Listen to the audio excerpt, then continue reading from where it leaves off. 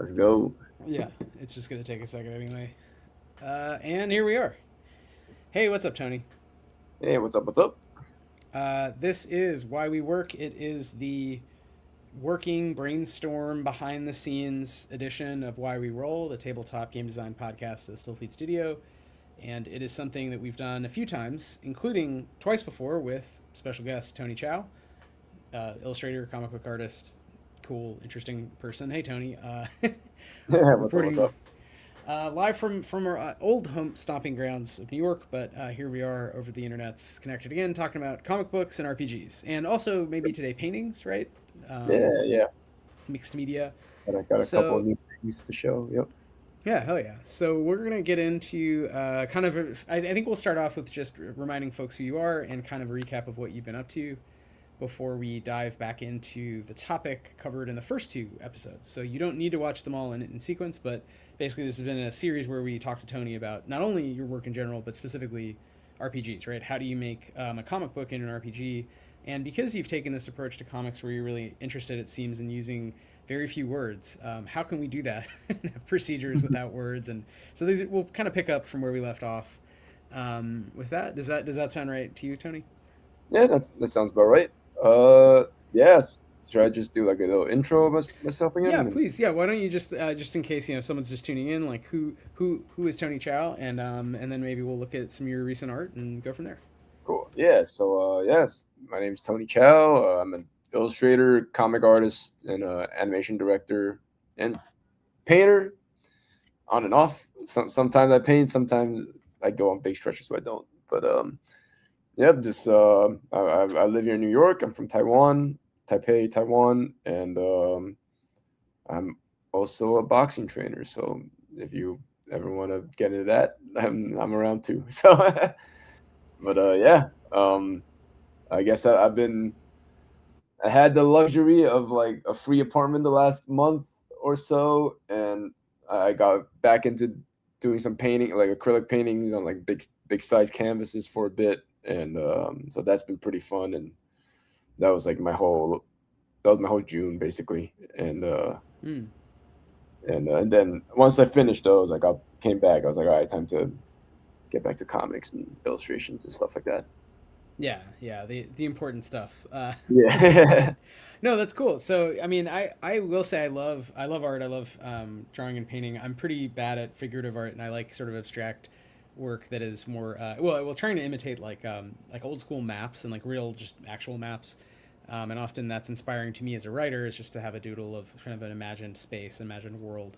But I do like sort of mixing it up, and I think that's a useful kind of brain switch up where you go from like the thing you do most of the time to switching out to some other medium, and it just kind of activates. You're looking more at color or For sure. line, or the thickness of paint, right, is very different than if you're in a digital environment, certainly, or even like a pen. Yeah. So yeah, maybe we can look at some of your paintings and you can tell us, even though that I know you're into painting, but like primarily you've not been working in painting, Yeah. just a little about sort of, why painting and how does painting relate to your practice? Maybe that's a way to make it a question. How does it relate to your work as an illustrator and a comic book artist, to Yeah, for create sure.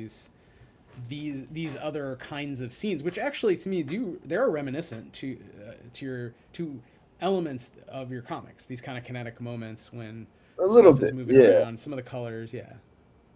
Well, What do that's you the think? thing with like even with paintings, like a lot of time it start out with it just like, oh, I'm just gonna make like I don't know, some type of imagery and playing with colors, and especially I like acrylic a lot sometimes because you can really layer it, and you make it super wet, let it sit overnight and where it dries, and the result of how it dries kind of takes a shape of its own, and it almost looks a little translucent, and you put another layer and another layer, and then I mean, it doesn't really quite shine through over the photo, but like when you see it in real life, it almost looks a little 3D, which is quite cool. Um, but yeah, but a lot of times I paint, and I'm just like, all right, I'm thinking singular paintings, and I make it into two paintings, and the next thing I know, I feel like I'm making a comic again. And So then you now it's give yourself more homework basically as you go. yeah, and I'm like, I start thinking about narratively, and it's like start connecting them, and and next thing I know, I'm trying to look for the narrative in the paintings, and yeah, I don't know, like I I'm not like yeah, it's just my brain's wired that way, like Yeah. Well, that came up in the first two discussions as well, where I know you were emphasizing a lot that you view, these comics as very much driven by narrative. There's a story, there's an impulse, even yeah, though there's no words, and you're discovering it as you go. In some ways, right? It seems like at least with Hazmat, right? It was this kind of I'll yeah, do one, it'll be like Arzak. There's no clear through line, but there's something in my head. He's going somewhere, and we'll find out. And I think again that is like an RPG where even if you make the most chaos goblin random character and you're just doing a random hex crawl, it's like oops, you walk into Game of Thrones. Like you sort of backfill into this epic story because that's how human brains work. And when you add enough right, cool pieces together, so I think here it's interesting. You're building this vocabulary of kind of swirls of color, forms that look very concrete, maybe breaking. There's sort of a human element here. This hand that's arising from some sort of matrix. There's this sinuous, is it something to do with energy, or is it like a snake, or what is it, right? Is it a piece of clothing? And it makes you kind of lean in and say, I don't know, yeah, I want to make a narrative, especially when you put them together yeah, as a triptych, right? yeah, Um, so we'll look yeah, at some of your comics as well, but they have this quality of like, what's going on here? What's going on here? What's going on here? And then your brain just wants to like decode that, right? Is that right, fair to and say? in a way, it's like what they say about comics is like it's like panel by panel, and then you look the gutter is where the reader kind of fills the space in between of like what happens in between. So like there's like action to action or like moment to moment, but our imagination kind of fills in the gap with the gutter space, and I kind of find that in the same way with like these paintings. It's like you Right. make one, you make two, and then now you're putting them together. And now you kind of it kind of shows as one thing, and but also like because of there's the gap, you also think of it's like three narrative pieces. So No, I absolutely agree. I think there's something again similar to me to RPGs, even though RPGs are played continuously in so a cinematic space, like watching a movie, yeah, uh, or in real life. Real life is cinematic in that sense that you keep moving through scenes, and if there are jumps, if you blacked out and woke up, you would just like it's continuous to you. But I think when you read a comic, the fact there's a gutter does mean that there's this invitation to pause, or like maybe something's been reframed every single time, even if it's like the comic like Nancy or like yeah, Doonesbury or yeah, whatever. It's like you could just jump cut. It could be that Cthulhu eats Nancy in the next frame. Like you never really know. And I think there's that possibility. And even though RPGs are played like little movies, when you're in a scene, there's something about the freedom of like anything could happen. What's behind the door in the classic D&D Gygaxian like puzzle of there's just a dungeon full of weird rooms, and every room is so abstractly different and has weird puzzles and monsters. And I think you see that with like hex crawls, and it feeds into like post-apocalypse, right? It feeds into, in a way, hazmat. To bring it back to that is like, a good post-apocalypse story is just a person wandering through the wastes. And what are the wastes? They're hex crawl. They're just random location after right, location after location. Well, The Walking Dead is similar. Every place you get to has to be different from the last place and dangerous, and we don't really know what we're gonna unbox. So I think it's interesting how different art forms invite you to kind of lean in different ways. yeah, And for yeah, sure. let's look at. Why don't we pull up? Oh no, we've gone back to circles. Yeah, why don't we look at as I try to find? Yeah, there we go. Now we're squares. Let's look at one of your comics. So, Yeah, Tony, should we look at the bird's eye view issue of Decay? yeah, yeah, yeah. Okay. Those are that. I think I did that one starting in January. And the second story I finished up in May, and then this new one, the pipe one, I'm working on it right now. So, Cool. Well, but walk us through. Do you want to set this up, or do you want me to page through it? How would you like people to experience this comic you're sharing? could you scroll it or Sure. or does Oh, that? yeah. Yeah, You mean like so, like just kind of go through? yeah, yeah, yeah. So the in a way, like this one is almost kind of like like old school video game, like with the super pixelated world, and I, my whole conception of this is like a world within a world outside of a world, and like you seen that Rick and Morty episode where they have like the miniverse and then the Yeah. miniverse. So that's like the whole idea of like we focus on this central character that's he's in this like vast world, and then he gets on this like bird or whatever, and you're in his perspective. You feel like the world's his size, and then you're going, and I try to make it as kinetic as possible.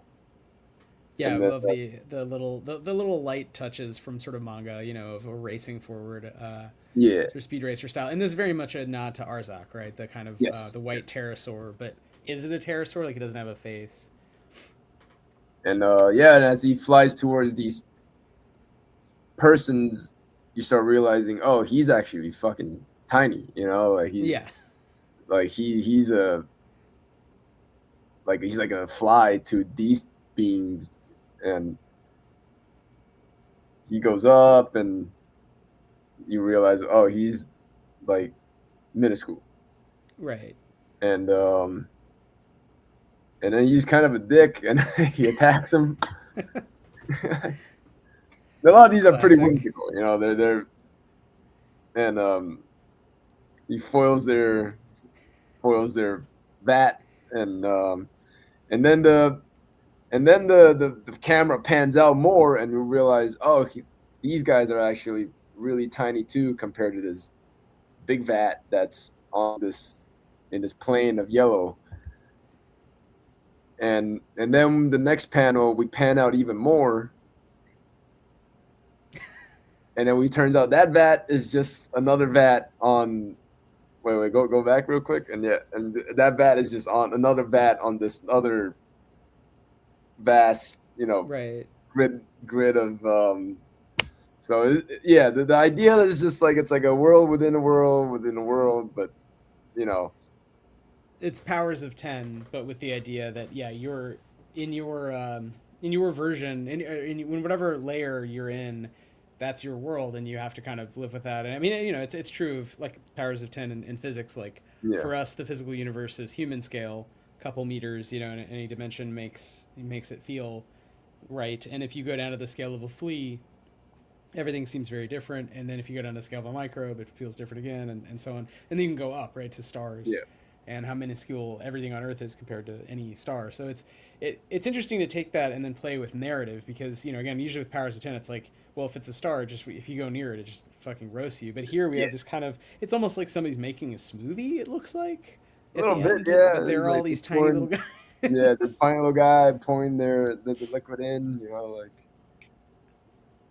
And I do think this is Paca is such a great Tony Chao is old school sounding sound effect. yeah, And the idea of these sort of science fantasy, like they're green, they have kind of earmuff, gear. They they have this mysterious goo they drink. yeah, And yeah, this choice does feel very Arzakian. That this guy is just like, yeah, fuck you, giant guy. So we love. I also love the title is a clue, right? Decay. It's about kind of instabilities. So yeah, again, I don't know exactly how you would. This may not relate one to one to HAZMAT, but it's showing your style, right? That you're taking minimal words and playing with scale and trying to have comics that are very kinetic. yeah, And obviously, you've hand drawn everything in the frames, and the color palettes interesting and all that. yeah. Um, yeah. And, and if you go to As the next one's actually pretty cool too. But like, Yeah, let's do it. Let's go through it yeah, relatively quickly so we can get to Hazmat. I just want to say right, Vex in the chat points out the difference between sci-fi vat and smoothie is just whether or not you drink it, which I think is very funny to think that one person's alien vat is another person's like flagon of smoothie. yeah.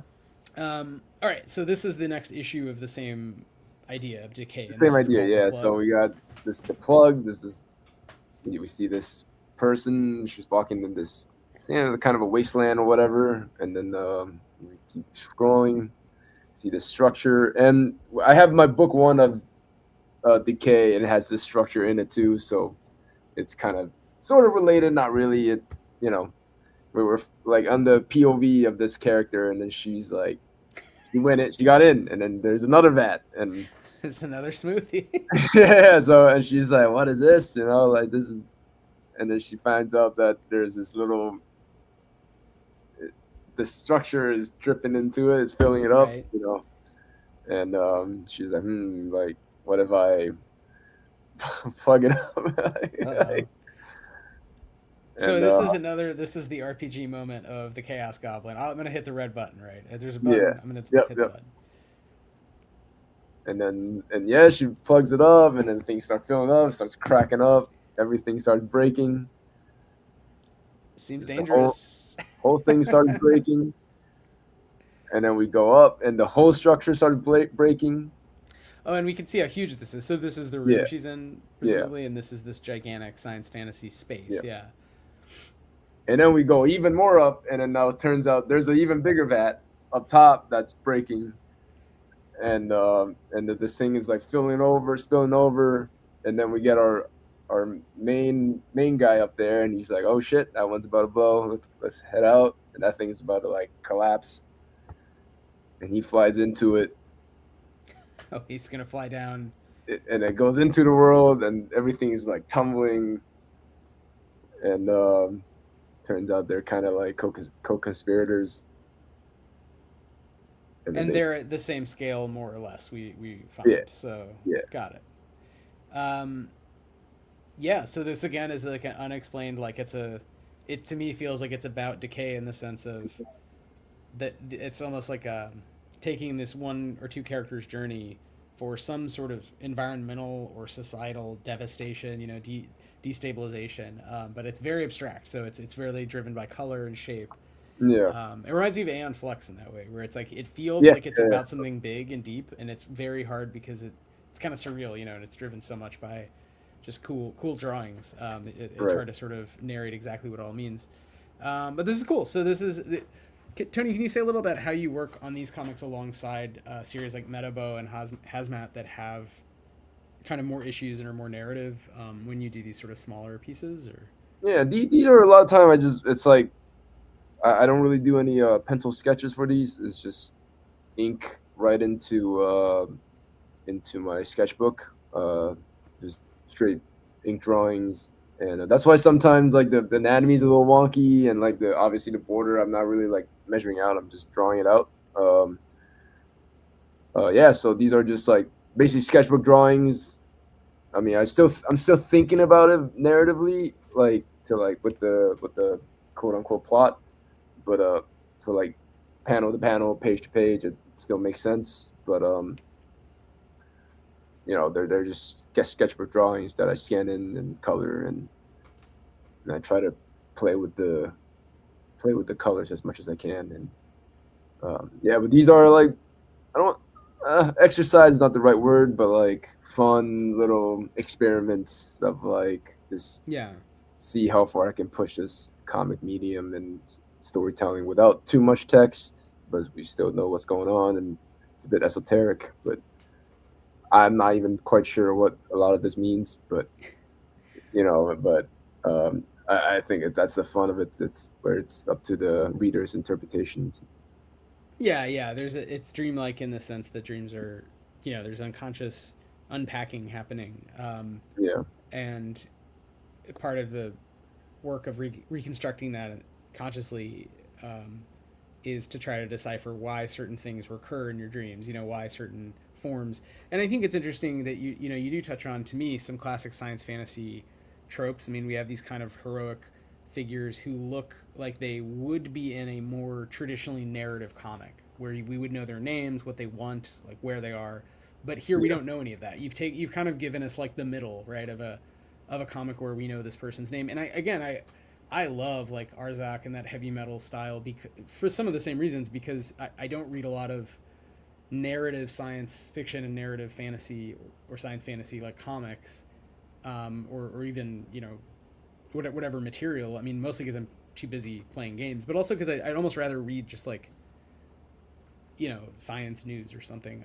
But I right. love this kind of stuff where it invites me to unpack it different ways. So I think it's somewhat different pleasures, different kinds of readers who want very Yeah, strongly like we talk about meeting the reader halfway, and I think with good like beach book fiction, you're meeting the reader more like 75% of the way. Like you're constantly reminding them what's going on because these book series like YA books, right? I think are like this, or romantasy. They're very long series. There's a lot of characters, so it's partially just like going back to the 19th century and like Dickens. Like there's 100 fucking people to remember, Yeah. and also it's kind of meant to be maybe picked up, put down. You know how long someone reads, and it's a long book, or how quickly someone reads, and if you have that many words. But also, I think the pleasure of that genre is being able to guess ahead, and know that, oh, I see what's going to happen here. I see who's really the villain, Yeah. whatever. What I think is the opposite is when you take narrative all the way down to these components. And I think you and I, for some reason, really like this kind of stuff where clearly there's a narrative, there's a character in time doing stuff. But why the hell is he doing what he's doing?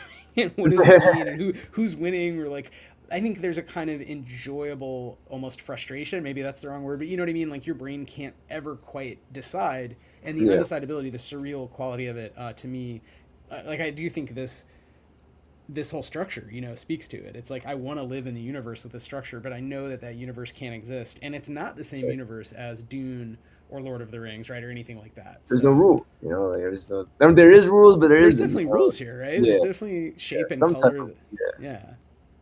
But it's So I always feel like these are more experiences than a story. Like it's you experience what's happening. Like there might be a conclusion of where you're trying to get to, but the, the experiencing of the colors and like the expansion and compression, that's like that's the fun part. Like, yeah, yeah. No, I agree, and I think that there's something about. I think that's a good way of putting it. You want to experience certain comic books, and you can experience them over and over again. And it doesn't mean they can't be narrative. I mean, I think a Watchmen is a comic that I do think stands up to rereading, in part because the story is very profound, but also because it looks a certain way. I think it makes sense to sort of, um, ask your brain to reinterpret, to go through the same puzzles and see if it'll come, the same escape room, and see if there's another answer. So I think it's interesting that again, there's something there with RPGs, which is similar in that you should be able, in my mind, to replay RPGs. There are RPGs now that I think are very intentionally for one shots, but I mean, I really like those kind of campaignable trad, I guess, RPG experiences where you could make a new character, and in the same world with the same rules, you'd get a completely different read, and you'd sort of see another dimension to the fictional universe, and you would have to, because you're making it up every time anew a little bit. So let's turn to Hazmat, and maybe talk a little about where you're going with Hazmat in general, and also we can hopefully get back into the conversation around maybe making it a zine or zine series using the grid system, and maybe this very minimal text version that we still have to figure out how that works. But we talked last time about making a point crawl and what characters you can play, and I know you did a couple of sketches quickly just to kind of get back into it. yeah. Before we do that, do you want to remind people sort of what is Hazmat? Do you want to show the books, kind of Yeah. So repitch it? Hazmat is it's like so far is 4 parts. Issue 2, 3, and 4. It's a silent post-apocalyptic story, following this character Hazmat.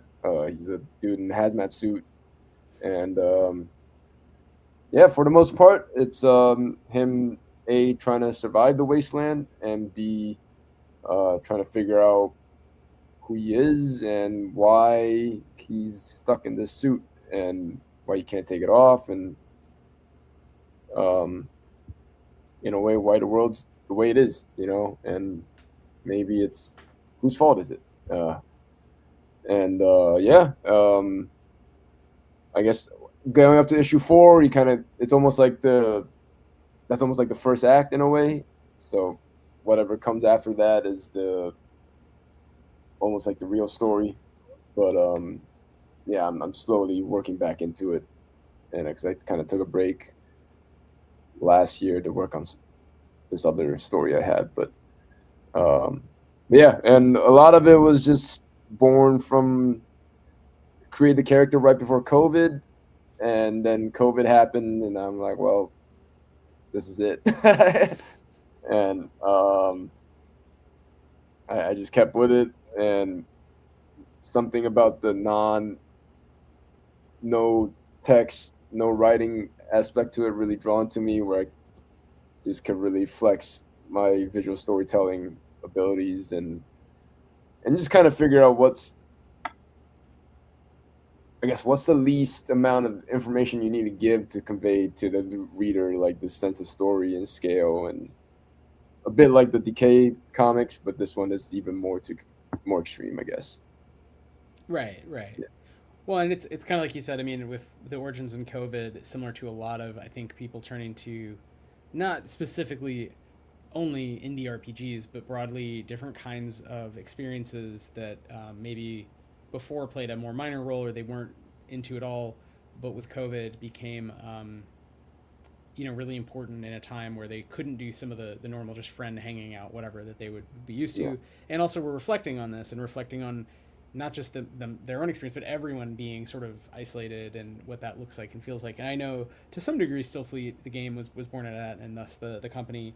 And also, it's the kind of thing where we've tried to return, and I'm now struggling with rewriting, perfecting, I don't know, whatever, advancing the rules for the first game. And it is interesting to go back to something on and off over years. So there's a different kind of creative cadence versus that mad rush of like, oh, I have to get the first idea out. But because this is an indie project, and they're very beautiful. They're four beautiful graphic novels, basically, of this wordless post-apocalyptic journey. I'm very curious to find out what happens next. And I do think it would make a cool game setting. So that was kind of why we started talking about this originally. Yep. But it's interesting to hear you say that, oh yeah, this came out of COVID, because it does feel like it's about a kind of a lonely character in the way that I think most post-apocalyptic folks, they're out there alone, right? Very Yeah. often, at least. And a lot of their experience is just like, oh shit, is anybody else around whom I can trust? Is there any safety? Is there any sort of stability? Yeah. So, you feel like, yeah, the hazmat suit itself is this kind of symbol of, pandemics and whatever. So I think at the same time that you're working on hazmat, there's so many people moving into RPGs and especially making their own. So kind of the indie space of like, wait, I can just make games, and playing through Discord and other means. So, and discovering actual play. So I think it's kind of a lot of people are weirdly meditating on loneliness together, which is, Yeah. means, Like we've had parallel several universe. years now of this genre kind of emerging. You know what I mean? Right. Um, do And in a way, like the even in Hazmat, the story, like the comics itself, like issue one, it was all him dealing with the elements. There's like robots and animals and zombie or not mutants and whatever, and there's not much interacting with like other humans. And then later on, I started introducing like other human characters that are also sentient per se, like actual persons, and right. that he's interacting, whether good or bad, and some start out good that later he befriends, and some are just bad, and so yeah, it's like it's similar, right? It's like it started out as like a pretty lonely venture that slowly branch out. You meet more different characters, Yeah. and later on, maybe it's all just other humans and that Hazmat's interacting with and whatnot. Yeah, and I think that there's a character of that in old school trad role playing as well, where you can be. We were joking about this with a recent guest. I don't know why we roll, Lawrence Phillips, who has a great game, El Fantasma del Giallo, funding on a Kickstarter. Might have just wrapped, but people should back that in late pledges. It's a cool, surreal noir game with playing cards. Trying to solve a murder as actors. So it's kind of an only murders in the building, but like 70s Italy weird thing. But we were joking about everyone's first character in a role playing game is like a strong, silent, or I should say, not everyone.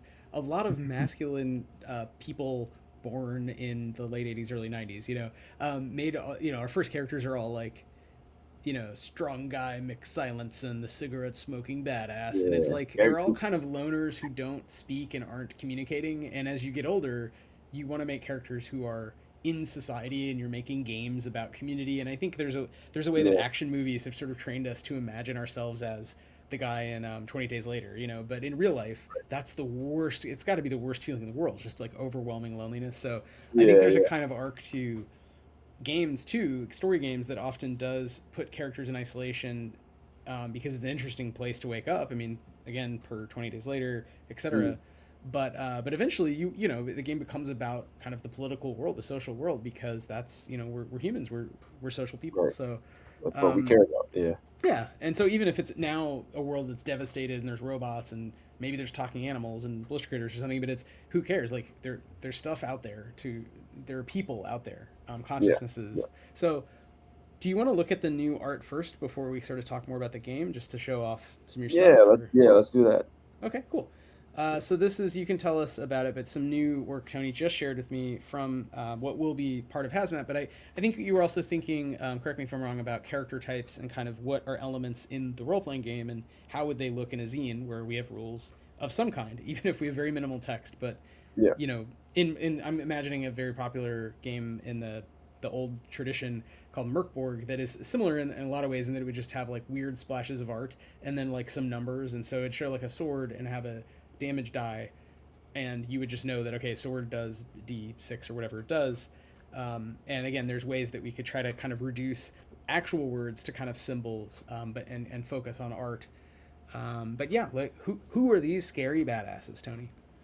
Yeah. So these robots actually first appear in issue 1 for a little bit. There were these like wasteland robots that pick up hazmat, and they were a tribe that worshipped and were deathly afraid of this one giant snake that lives in a pit, and they were feeding hazmat to him to please the gods, quote unquote, and and then hazmat ends up killing it, and then hazmat becomes their god. And they were like, "Oh shit, this guy must be God because he killed the big scary snake." And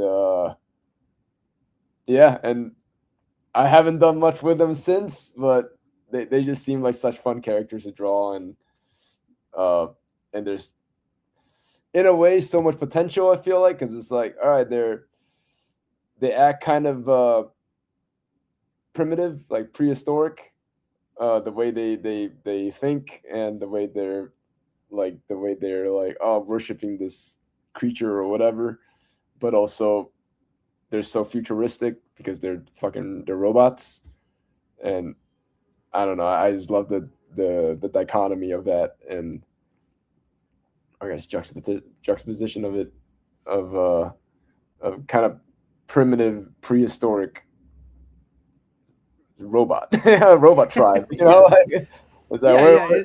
Yeah, it's a genre mesh. Well, for one, I think it's the concept of the cargo cult, which I think is really, it can be probably pretty problematic, but it's very fun when you take it fully into the space sci-fi world of these are robots, right? There's a mutant apocalypse. They're not standing in for any real world culture, but it's just the idea of people who cannot tell now what is technology, what is quote unquote magic or the gods. And in some ways, hasn't that always been the case, right? Whatever is mysterious and powerful, that's the gods. I mean, you know, regardless of what it is, really, and we tell stories about it. And I think it's interesting to imagine in the future these robot people telling their own stories about, you know, mutant animals, things that have changed environmentally, even though they see themselves as part of the environment in some way, and they're wearing kind of clothes, but it's like, yeah, we know as readers that's like, wait, these people look like robots. You know, so Yeah, yeah, to like your point, you're it's like that dissonance is really, again, kind of fun, and there's no text, so we can't resolve it. It's just we see through Hazmat's eyes this culture right. briefly, as you say, and then, you know, the Hazmat gets out of there. It is also a fun trope from, I will say, I just think back to the Conan the Barbarian stories, but really depicted really well. I don't know if you, Tony, have you seen the Dino De Laurentiis Conan the Barbarian movie? Because that is one of the Not best yet, not snake yet. cult. Oh man, James Earl Jones, head of a snake cult, versus Arnold Schwarzenegger, That's awesome. not so into snake cults. I mean, the matchup. It's like you, if you described it abstractly to someone, they would just be like, Darth "You're just Vader making versus this up." Terminator. Yeah, exactly. Yeah, Darth Vader versus the Terminator with a giant snake. So you should definitely check that out. All right. Turning to an RPG, we talked actually. So this is a good maybe starting point. We've talked about character types maybe being four, and maybe this is like kind of almost, I don't know about a solo journaling game, but a solo adventure game with board game like components where you're just trying to get from one place to another in a point crawl. So you can go different places, but you're ultimately starting in, you know, kind of imagine a spider web of locations. You're at one end, you're getting to the other, something like that. And we talked about maybe there's four different characters you can choose, or types of characters: human, mutant, robot, and animal. And that they would just have very different journeys because these are the survivors and they're all very different. A human in a hazmat suit, a mutant who can breathe the the air, a robot, and an animal who is maybe not intelligent, but it has survived in this new changed world. I think that's a cool idea. We didn't get too much further than that. We did start talking about like ways that the point crawl could be imagined, and again, just how do Yeah. we reduce the number of rules, the number of words on the page. But do you see these characters as player characters, PCs that someone could pretend to be, basically imagine themselves to be, or do you think the robots are always kind of NPCs? They're kind of No, I too think weird, mysterious. uh I think it'd be cool to play as a robot, you know. Obviously things would need to be a little bit more established of who they are, but or do they not? I'm not sure, but yeah, I think it'll be cool. They have their own attributes, maybe their own religion, own beliefs, and uh, so kind of like role playing, like how what would a primitive robot do in this situation instead of you're just a human. You might not have the same instinct as what a person does, you know, like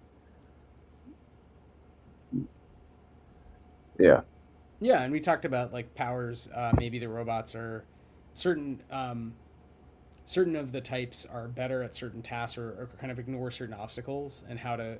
I mean, again, it becomes more and more board game like, but maybe that is more pleasurable to just eliminate the number of words, but just show that certain Mm, hazards you roll a certain die, and certain of the four groups don't have to worry about that hazard.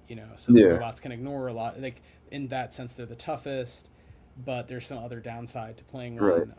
So I think it'd be cool to kind of keep that in mind as you build out these characters. Is like, you know, not that necessarily balance is everything, but in what ways is it pleasurable for a player to play any of these characters? If we think of them, like in a lot of the games we work on are now moving toward like sort of playbooks, right? So it's almost like What not a script, but like instead of all the characters are the same, it's like each character has their own arc that's implied in the rules, if that makes sense. would it make sense like if we play the game and there's like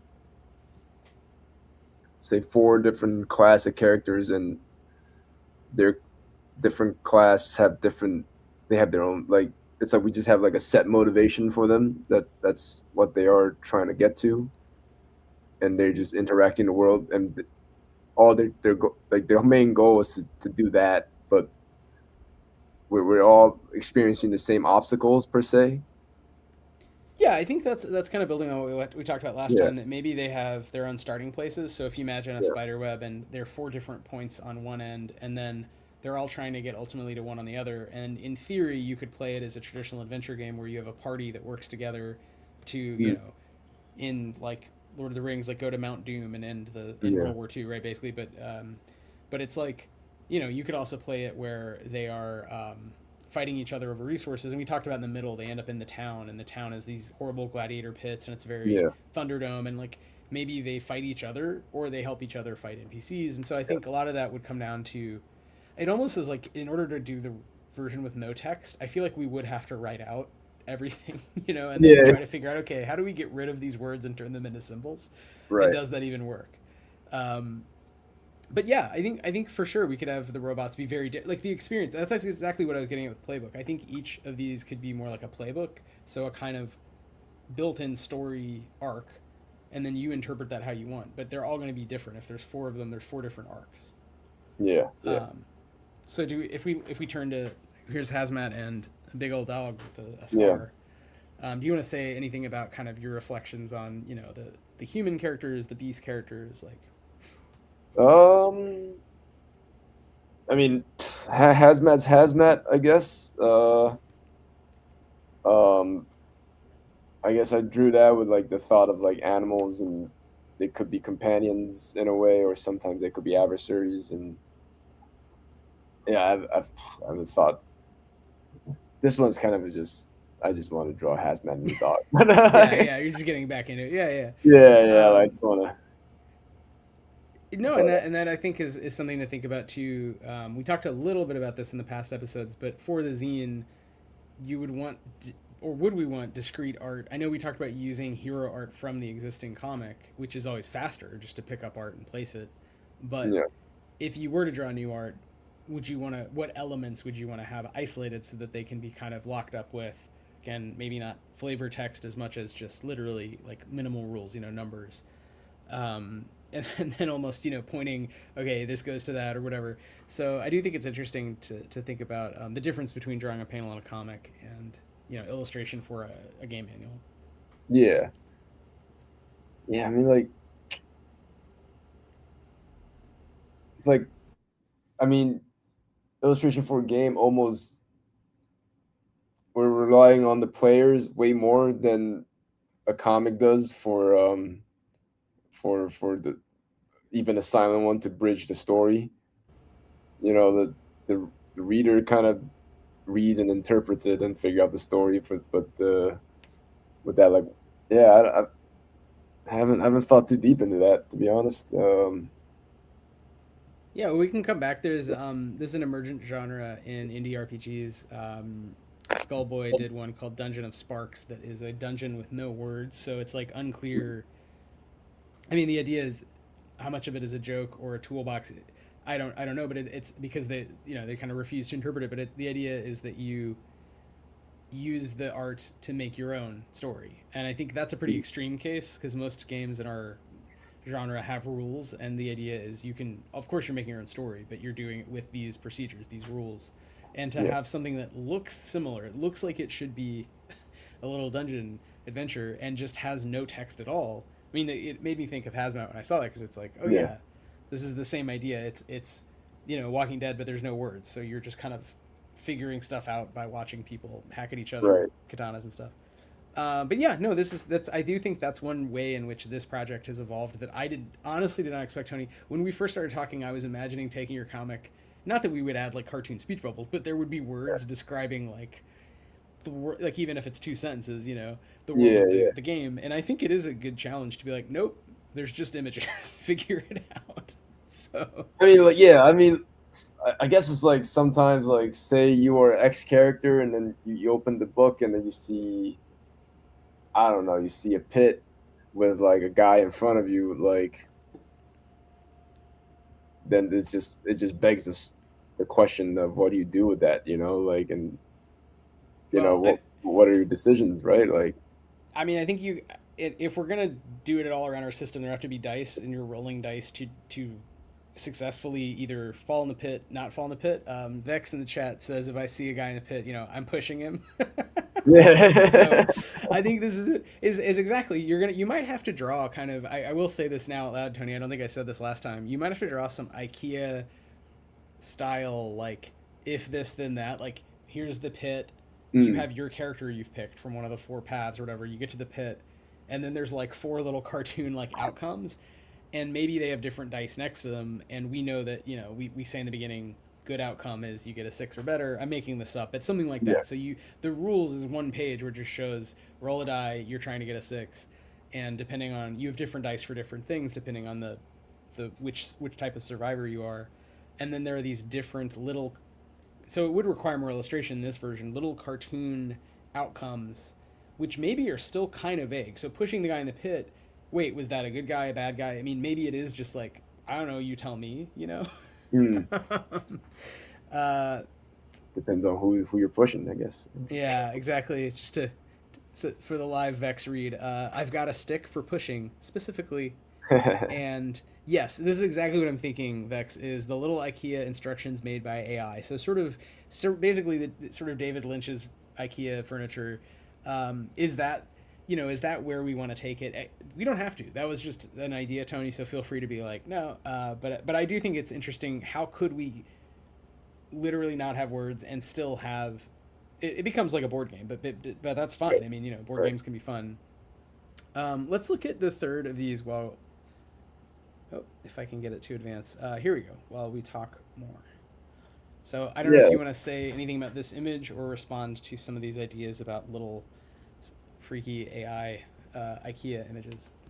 Well, these are just like we said before, like, that the robots and these are just other humans, like in the world, and obviously they're also in hazmat suits because the air is pretty toxic, and but but they're not as fucked as hazmat is. They could take it off, and I guess like it's like I don't know. You were here for the like when the air's all fucked up with the wildfire, Oh yeah, and this week obviously or last week rather, I should say. like a couple Yeah, days ago. Yeah, yeah, like obviously it'd be much better to walk outside with the mask on. But sometimes you breathe in a little bit. It's not gonna kill you right away. Um, but yeah, but these are just survivors, I guess. I, I don't know. I like to kind of give them the streetwears and crop yeah. top. No, it's great. I love that the people who survive the apocalypse, Hazmat might be a scientist or something because of the Yeah, hazmat suit, but these are clearly like they were doing a cyberpunk job for Johnson. They were doing a like another genre of science fiction just based on the pants and like the electro staff or whatever. yeah, And now they're just very cool. They're very chic.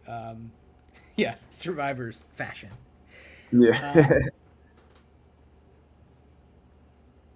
Yeah, so I think I think these are giving the viewer a good sense of, to me, correct me if I'm wrong, how you might use the zine as an opportunity to imagine other elements of the hazmat world that either haven't come up yet or maybe will just never come up for the guy hazmat.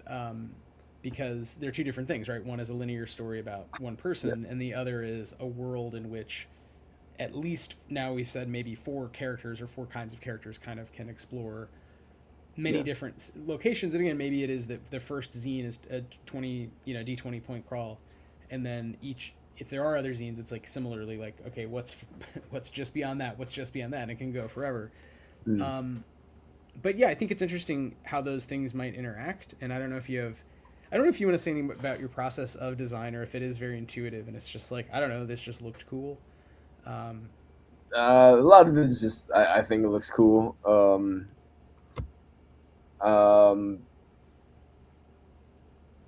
I I like baggy clothes for them. yeah. I don't know. It's fun to draw, and I mean, for these characters, I'm like, well, they got to have a mask for sure, and the body's got to look a little fucked up, and the clothes they wear can't be too like pristine and all a little ripped up and whatever. But yeah, the rest is kind of just whatever comes up, and I I always feel like with post-apocalyptic quote unquote fashion, it's like you take whatever clothes you feel like people wear nowadays, and you make a mix and mash, and have people wear it in like a weird way, and because maybe like the shirt is ripped, and now I have to wear it as a cape or something, and you just and the rest you just kind of make it up. And, Yeah, it's yeah, also interesting to think how that would work in real life, because if I was did find myself in the 28 days later thing, I'm in New York and everyone else is gone, and I'm like, I need some new clothes because I was in the hospital and I'm naked. Like yeah, I would just go to Uniqlo and get my size right, clothes as right, like a 40 something academic. I would just look like myself instantly. But that's 28 days in, right? If it was 28 years, right, and the whole world has changed, to your point, you can't do that. You have to wear right, the neon baggy trousers and the cape shirt and the astronaut helmet, because that's, you inherited that. Those are like artifacts from grandpa or whatever that kept him alive. It's like it starts to sort of change, and your options become limited. And that sort of cargo cult thing, again, back to the robots, happens where it's unclear how that we got to this point, and all we yeah, know is what is effective in the moment, what is not effective. And so what is effective becomes kind of religiously important yeah, because it works, right? So I definitely think that hopefully we won't experience this ourselves in a real apocalyptic scenario, but it is interesting thinking about it, and it makes great content for RPGs because yeah, people want to imagine themselves, they want to play mental dress up and draw their characters. yeah. So hopefully, your art is. I think your art's very cool, and I think people will, seeing any version of it, want to kind of mix and match and imagine their, as Vex says, finding Grandpa's tactically baggy trousers. Yeah, it's Um, hey, like I it's mean, I don't know. Like I throw that on, and I don't know if you read One Piece, like where Zoro has like a little like on his waist. I don't know. I throw shit in. Yeah, no, One Piece is great. Yeah, One Piece has great striking design. I mean, partly it's just like any design um, project, right? You just want to show stuff that is striking and cool and weird, and will Yeah, create in the reader's mind those. Like we're going back to your comics, those moments of I don't know what I'm looking at, but I want to know more. Of leaning in. That's how I think of it. yeah, yeah. I don't know if you agree, but that's how I think of it. I think so. Yeah, and Do you? just Yeah, go yeah, ahead. Sorry. something that makes you look at it and be like, I wonder what's their story. And Right. yeah, Right, leaning in the sense of I want to know more about the world, I want to know about this person, and or these are all and or I want to be this kind of person, right? There's a right. character I identify with. There's different ways to do that, and one that I'm more focused on as a writer would be through text and maybe Yeah, dialogue, or with game manuals, not dialogue, but other kinds of word choices. So very poetic, noun phrases that make you understand, this is a very weird sword and sorcery or sci-fi or haunted or whatever world. But here there's no words, so you're getting people to lean in basically all through the art, which yeah. again I Visually. think is very cool.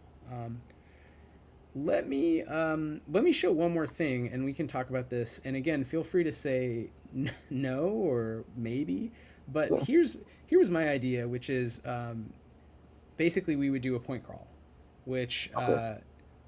as we I think talked a little about last time, the idea of in old in the old tradition you would have hex crawls where basically you'd have a map broken up into hexes, which represented areas the size of um, big enough where you could travel in a day maybe across a whole hex, but it would be like an arduous day of travel, so like a few miles depending on the terrain.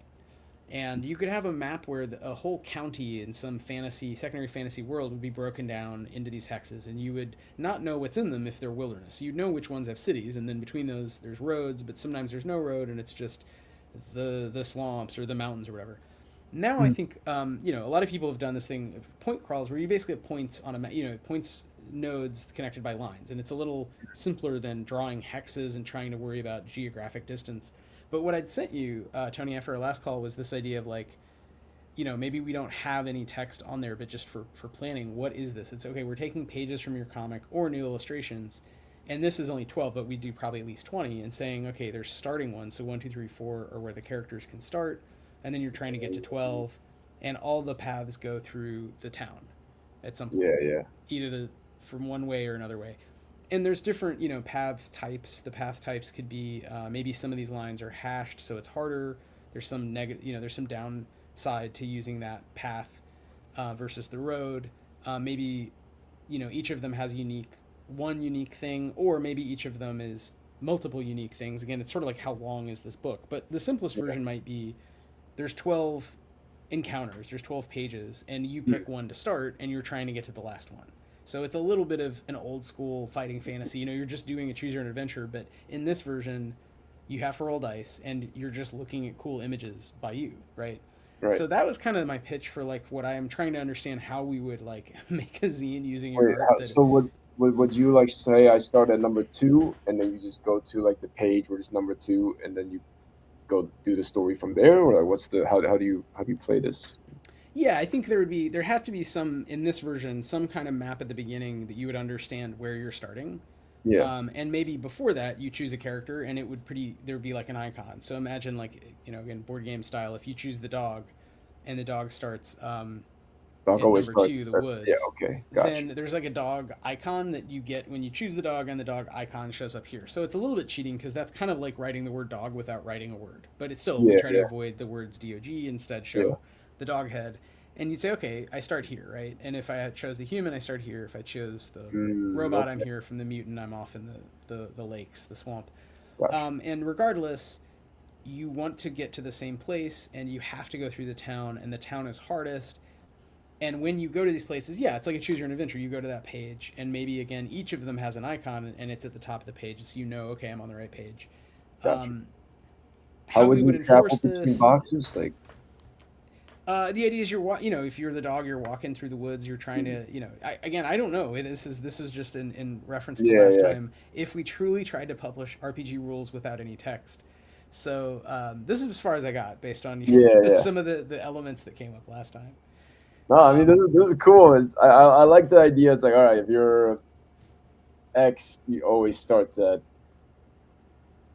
Y location or whatever, and I'm just a little hung up on the say if I want to go from 2 to 5, like what's the how does that happen? I guess like do you well, I think just you'd resolve. I think with each of them, wherever you start, you'd resolve the starting event. So you'd go to that, and there'd be something in this place that's interesting, whatever it is. So the mm, end of the road, the mountains, the lake, the forest, whatever. This is just an example. And we could have imagine a map with 20, so a bigger spider's web. Maybe mm, you do get a choice. So the robot always starts in the same place, but the dog can start either in the same place as the human or lost in the woods. And it's up to you. We have the yeah, dog symbol next to both. I don't know. You resolve the first encounter, and then you would go to the next encounter by just going to that page, right? So that's the simplest okay, kind of choose your own adventure way. How we would say narrate normally if I was running a game, I might do this as kind of a montage, right? So like mm, downtime or just a travel scene, just say, hey, you're walking down, you walk through the woods, you finally escape this monstrous, huge, flightless bird or whatever, mm, and you escape the radiation bog or whatever, and you're just yeah, in this field, and you're okay.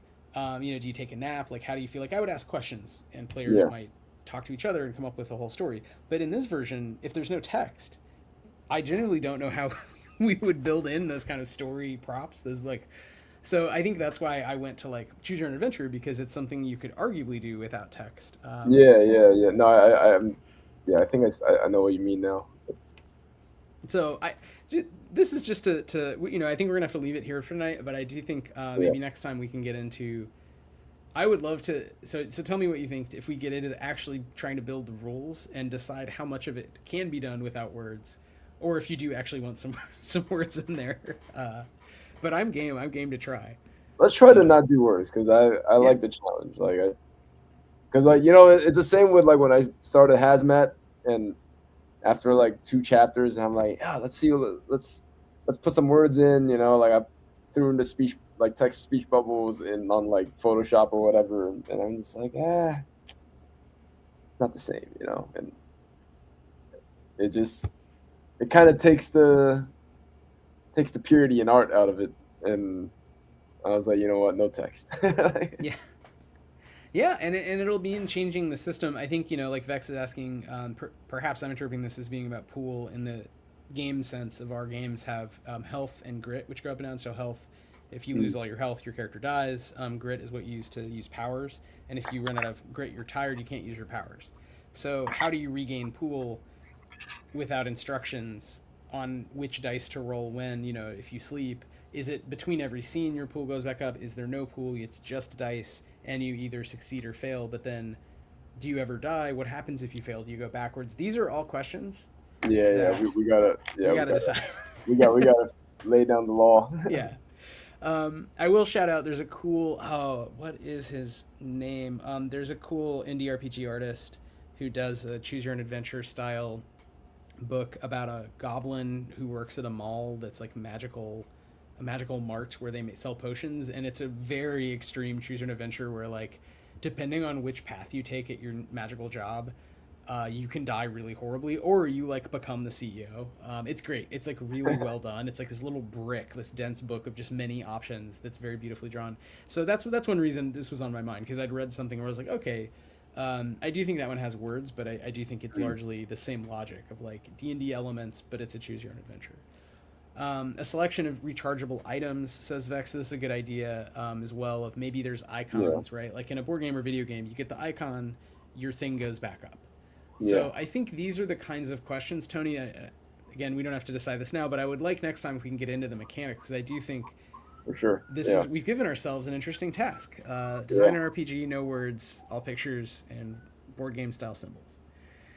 Um, I think what if by next time I try to just do one line of like one track of character You know, like say Yeah. you're human, you wake up here, you have to fight off, figure out this XYZ, and then how do we do that, and then what's next, what's next, what's next, and just some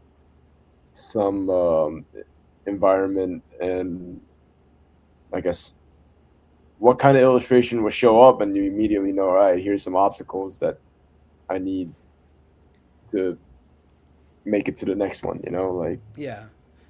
Well, we know there's the pit fighting in the middle. There's some sort of yeah, final boss puzzle or actual boss at the end in a haunted tower kind of thing. And we yeah, now know there's kicking a guy down a pit like in 300 or whatever. So gotta that's gotta happen. happen. But no, I think that's a great idea. And I think, yeah, and I think this is so. And just to, Yeah, as we move to wrap up, like this is something we discussed as well. But the characters can have different goals or the same goal, or there can be a Venn diagram. So, like, say the yeah, human and the dog can start in different places but largely have the same goal.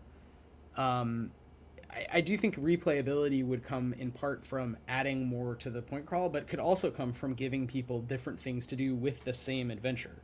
So different yeah, ways to interpret it by giving them a new map, which just changes the valence. Okay, this time you want to go from here to here. yeah. It's a new adventure.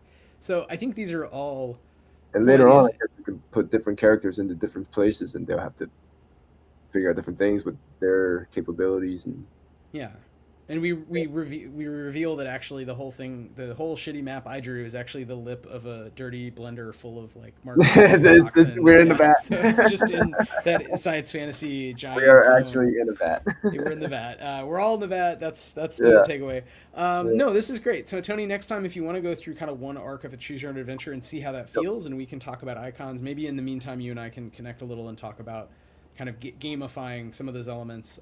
Yeah, Provisionally, just even if each character is a die and a pool of some kind and that's recharged, that's even yep. it's like it's magic. It's like either they're tapped or untapped, right? They either have power to do something or don't have power. So these are all ideas. Until then, we all live in a vat.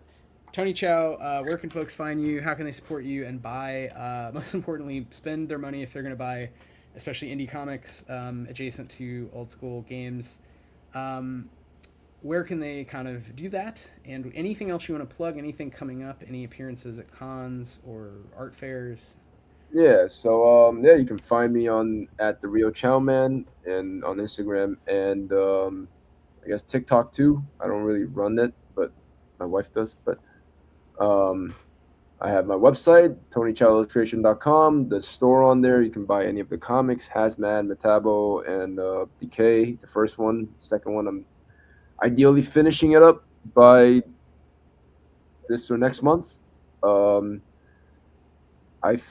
this is still a bit undecided, but I mean, I'm in for the what you call it, the Helsinki Comic Festival coming in September. Um, I'm still kind of deciding if I'm going or not. I haven't bought tickets yet, and tabling fees are kind of pricey. But I'd really like to go, and uh, potentially a couple more end of the year.